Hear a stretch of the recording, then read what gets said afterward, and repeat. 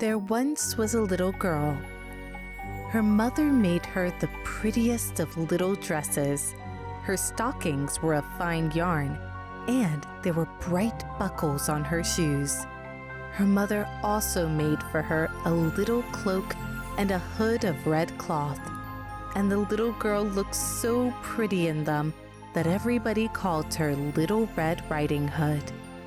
One day, the mother called the little girl to her and said, "My child, I have put a pat of butter and some fresh eggs and a wheat cake in this basket. Take it and carry it to your grandmother. She fell ill. Run along quickly and do not loiter nor stop to talk to anyone along the way, for I want you to get back before the afternoon is late."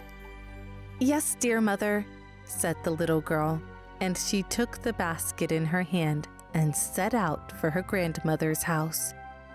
The sun was shining brightly, but it was not too warm under the shade of the old trees, and Red Riding Hood sang with glee as she gathered a great bunch of wildflowers to give to her grandmother. She sang so sweetly that a dove flew down from a tree and followed her. Now it happened that a wolf, a very cruel, greedy creature, heard her song also, and longed to eat her for his breakfast. But he knew the village is too close, and he feared they might hear Red Riding Hood cry out if he frightened her. So he came up to her very gently and said, "Good day, Little Red Riding Hood." "Good day," answered the child. "And where are you going this fine, bright day with your basket on your arm?" "Oh, I am going to my grandmother's house, and I am taking her some butter and some fresh eggs and a wheaten cake." "And where does your grandmother live?" "She lives over beyond the wood, in a little white house with a thatched roof and green blinds, and the path runs straight there." The wolf had now learned all he cared to know. He bade Red Riding Hood goodbye and trotted on briskly. As soon as he came into the wood where Red Riding Hood could not see him, he began to gallop. On and on he galloped as fast as he could, for he was anxious to get to the little white house with the thatched roof and the green blinds before Red Riding Hood did. Meanwhile, Little Red Riding Hood forgot that she had promised her mother not to linger, as there were so many things in the forest to distract her. She ran after the white and yellow butterflies that danced before her. And then there were the merry, cunning little squirrels to watch, cracking nuts on the branches of the old trees. And every now and then a rabbit would hurry away through the tall ferns, or a great bee come buzzing near her, and she would stop to watch it gathering honey from the flowers. So she went on, very slowly. Ahead of the girl, the wolf came to the edge of the forest, and there stood the little white house with the thatched roof and green blinds, and the path led straight up to the door, so the wolf knew that must be where the grandmother lived. He stopped, looked all about him, and knocked at the door. Rap, tap, tap. "Who is there?" asked the old lady.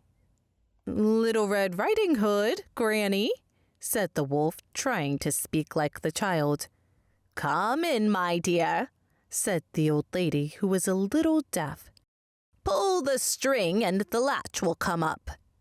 The wolf did as she told him, went in, and you may think how frightened poor grandmother was when she saw a huge gray wolf instead of her sweet granddaughter. She lost consciousness. Rubbing his paws, the wicked wolf prepared to swallow the poor old woman. But then the sound of an axe chopping and dogs barking echoed from the forest. The wolf froze. "Curse it. I'll have to eat the old woman later. Otherwise, the girl will make a fuss when she comes and sees that I've eaten her grandmother. and then the woodcutters with their dogs will come running at her scream, thought the wolf.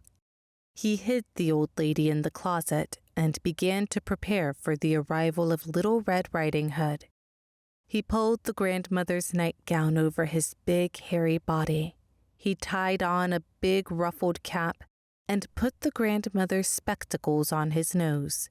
And after that, he crawled into bed, drew the coverlet up under his chin, and started to wait. After a while, the little girl ran up to the house and knocked upon it. Rap, tap, tap. Then the old wolf made his voice very faint and weak like the grandmother's. "Who is there?" he asked. "It is I, grandmother, Little Red Riding Hood," answered the child. "Pull the latch string and lift the latch," said the wolf. Red Riding Hood lifted the latch and pushed the door open and went in. There was not much light in the room, for the wolf had pulled the curtains across the window. "I am not able to get up, dear child," said the wolf, still in the same weak voice. "Put your basket on the table and come over here." Red Riding Hood did as she was told. She put the basket on the table and came over to the bedside. But as she came closer, she thought her grandmother looked very strange. "Oh, grandmother, what great big eyes you have," said she. "The better to see you, my dear," answered the wolf. "But, oh, grandmother, what long, long ears you have." "The better to hear you, my dear." "But, grandmother, what big, sharp, white teeth you have." "The better to eat you," growled the wolf. The little girl cried out when the wolf sprang out of bed and rushed to her. He would have eaten her up, but just at that minute, the door flew open and a great dog knocked him down. Thank God these were the woodcutters. The dogs, sensing the wolf, led them to the grandmother's cottage, and there, hearing the girl scream, the brave men burst into the house. When they saw the wolf lunge at Little Red Riding Hood, they all raised their axes at once to strike down the fearsome beast. But it was too late. The faithful dog outpaced them.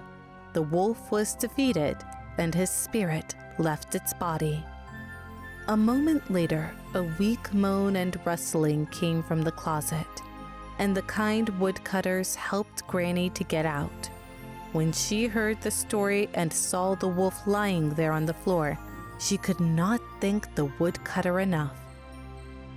There is no need to say that from then on, Little Red Riding Hood was cautious on her walks and never again engaged in conversations with unfamiliar wolves.